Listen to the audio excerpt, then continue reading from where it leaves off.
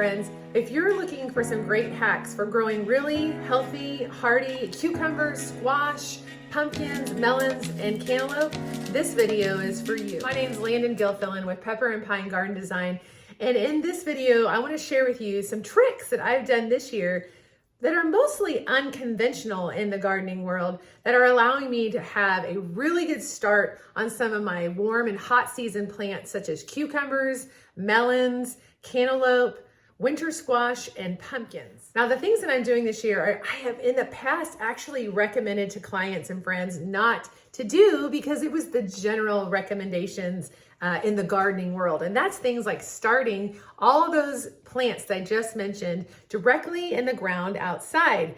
Typically, it's recommended that you don't start those plants inside because they don't like to have their roots tampered with. And I recently talked about this in 2 of my videos, the 7 things I'm going to do differently, seed starting next year, and how to have really great germination. So I'm going to kind of combine those 2 ideas and show you what I'm doing with my cucurbits, which are, again, cucumbers, melons, watermelons, any kind of squash, pumpkins, and gourds, how I'm starting them inside about 3 weeks to a month before they'll go outside. And I guarantee you I'm going to have more success with these than I ever have in the past. So again, it's generally recommended that these type of plants, and also things like legumes, peas, and beans, are started directly outside, sown directly outside in your garden.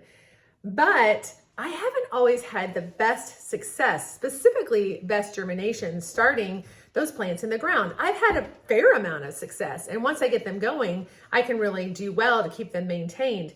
But my germination, specifically for my bigger plants like winter squash, melons, and watermelon, is not very good in comparison with a lot of my other plants that I start inside, where I almost have a 90 to 100% germination rate. Now, as I've done more reading, as I've done more experimenting, what I'm really believing it comes down to is when I start these plants in my house, I have a lot more control over their environment, over making sure that they're germinating. And if they don't, I can quickly pop another seed into that cell and get it going. Whereas outside, I'm having a much slower start time and less success. That's because it's further away. I'm not paying as much attention to it. And like I talked about in my hot tips for better germination video, I don't have the heat that they need outside to really get going quickly. Inside, I can give them a heat mat, which gives them the temperature they want to germinate, and they very quickly germinate and they very quickly grow. And let me show you exactly what I'm talking about. So 2 weeks ago, I started my squash, melons, and cucumbers in a seed tray like this. Fairly small cells. They were actually a little bit bigger like this, but not something that I would want them to grow in for a long time. And I purposely did that.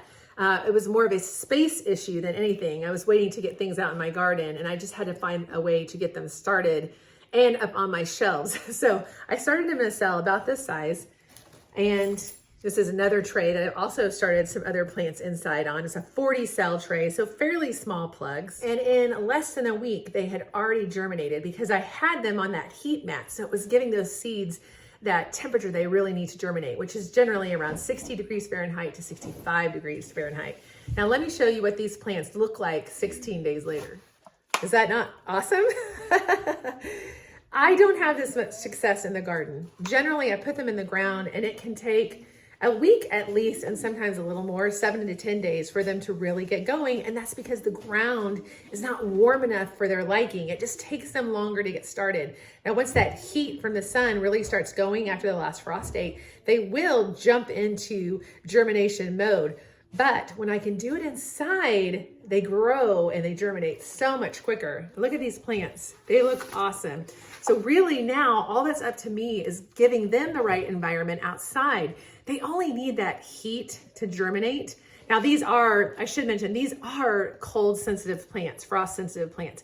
They don't want temperatures below 50 degrees Fahrenheit. So clearly I'm not gonna plant them out in any kind of weather below 50 degrees, but their seeds prefer that higher temperature to germinate. Once they've germinated, these plants can handle a little bit cooler weather.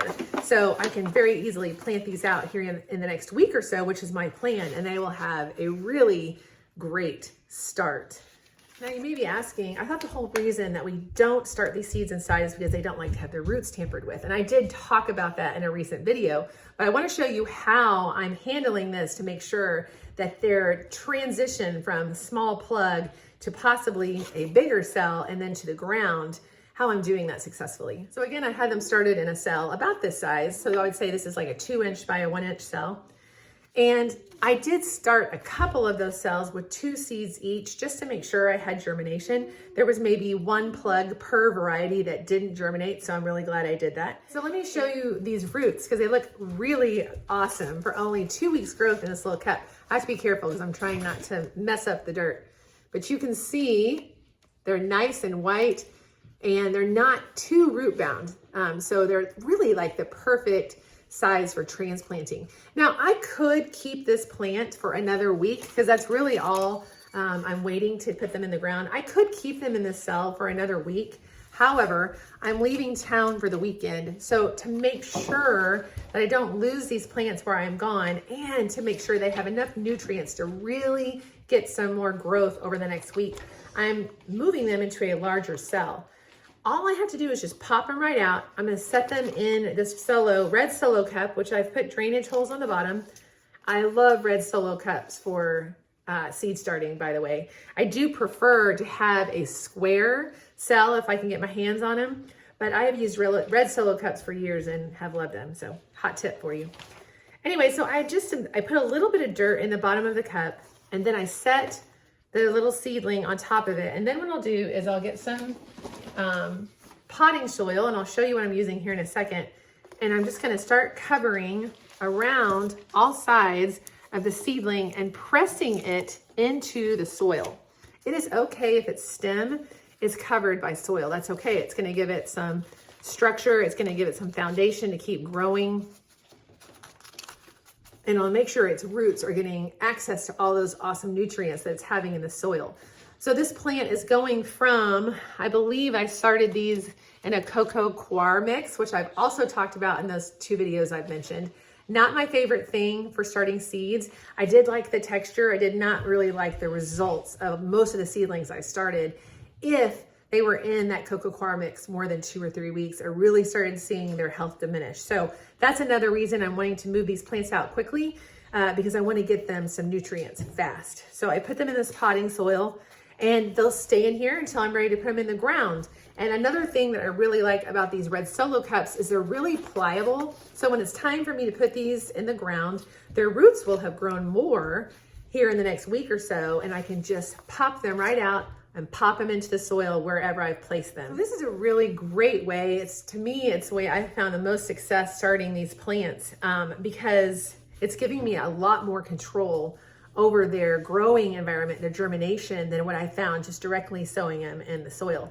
The other thing it's giving me a whole nother month of growth with these plants, because a lot of these, the pumpkins and their winter squash in particular, and the watermelons and the cantaloupe, they have a long growing season, and we don't have that here in Michigan. So I really want them to be growing when it's the hottest, that they can have that full growth period there instead of trailing into August and September when it really starts cooling down. They don't like those cool temperatures. I have spent the last hour putting all of these little guys into a bigger cell. Let me show you the potting soil I'm using. I'm not saying this is your only option, but it has been a really good option for me. The Organic Choice, this one actually does have cocoa coir and yucca in it, but that's not the only ingredients. It also has compost, which if I had straight compost, I would start these seeds and transplant these seedlings into straight compost, but I just didn't have enough. This is a great option. I really liked this particular mix, although there's all different mixes you could use. So I just want to encourage you that, number one, if you haven't had a lot of success starting these plants directly in the soil, this might be an option for you. Now, if you have a longer growing season and you have that time to wait for those plants to germinate, or you have really good success with germination and growth, then this may not be something you need to try. But for me, this has given me way more success with these plants that are kind of hit or miss out in the garden sometimes. And like I mentioned in my last video, I am really moving towards starting almost all my plants inside, except for parsnips and carrots. Those are not plants you want to be starting in your house. But pretty much everything else is fair game, and that is the direction I'm moving because I'm having so much more success with germination and healthy plants. So I hope this video was helpful for you. I love encouraging gardeners to try new things and to not give up if something doesn't work for you. That might mean there's another option that, even if it's not recommended, may be the thing that you need to try. So this is my encouragement to give sowing cucurbits, beans, peas, and other plants that aren't recommended for sowing inside a try.